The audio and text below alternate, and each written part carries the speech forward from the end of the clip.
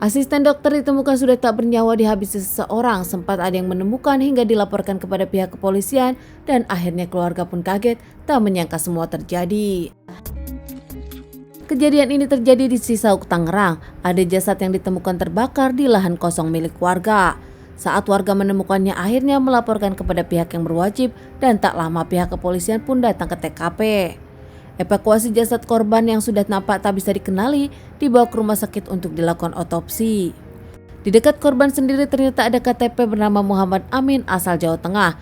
Namun pihak dari kepolisian pun belum bisa menyimpulkan kalau ini adalah KTP dari korban. Menurut warga yang menemukan saat itu dirinya seperti biasa jalan ke perkebunan singkong. Namun pagi itu ada yang berbeda karena ada bekas pembakaran. Dengan nampak penasaran, dilihat bakaran sampah tersebut nampak ada yang janggal karena ternyata ada tulang belulang, hingga akhirnya lapor polisi.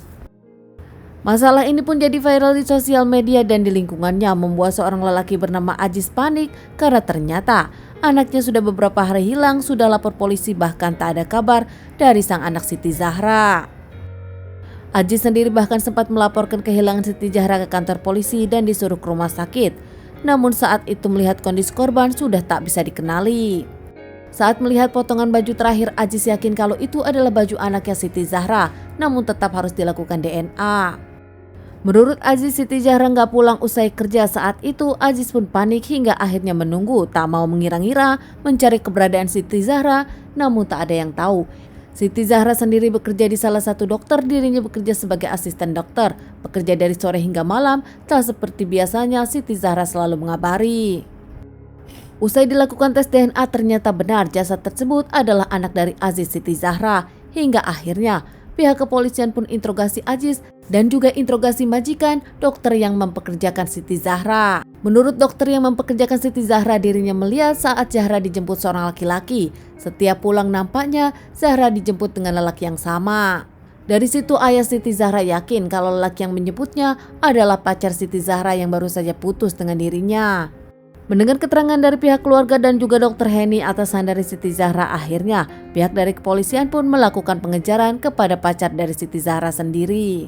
Mantan pacar dari Siti Zahra sendiri bernama Dede Setiawan berusia 20 tahun. Mereka berpacaran 2 tahun dari mereka sekolah, namun kini putus, bukan tanpa alasan. Pasalnya Dede beberapa kali melamar Siti Zahra kepada sang ayah, namun ayah dari Siti belum mengizinkan. Sang ayah merasa kalau Siti Zahra masih kecil, dan juga di mata sang ayah, Dede pacar Siti Zahra pekerjaannya belum jelas. Dengan kerja keras pihak kepolisian pun akhirnya mengamankan Dede. Saat itu Dede mengaku dirinya tak sendiri, melainkan dibantu oleh teman kerjanya UT. Dede pun mengakui kalau dirinya memang pelakunya. Menurut Dede, dirinya sakit hati karena diputuskan Zahra dan juga ditolak lamarannya oleh keluarga Zahra. Saat dirinya curhat kepada UT teman kerjanya, UT memberikan saran habisi saja Siti Zahra karena tak bisa dengan dirinya. Dede yang usianya masih labil nampak mengiyakan dan setuju untuk menghabisi Siti Zahra. Tak bisa dimiliki Dede, Siti Zahra pun tak bisa dimiliki orang lain. Kronologi eksekusi saat itu, Dede menelpon Siti Zahra untuk bertemu. Saat itu Siti Zahra masih kerja. Dede pun langsung menjemput Siti Zahra saat itu, tak lama mengajaknya jalan-jalan. Di sana juga tak lama bertemu dengan UT secara tak sengaja sandiwara mereka. Pergi bertiga, akhirnya mereka pun sempat makan bersama.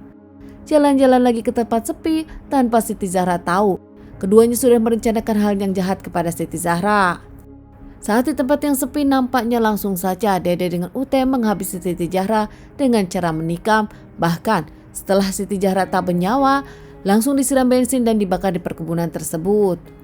Usai melakukan aksi kejahatan kepada Siti Zahra, keduanya pun pulang ke kosan masing-masing dan berlagak seperti tak terjadi apa-apa.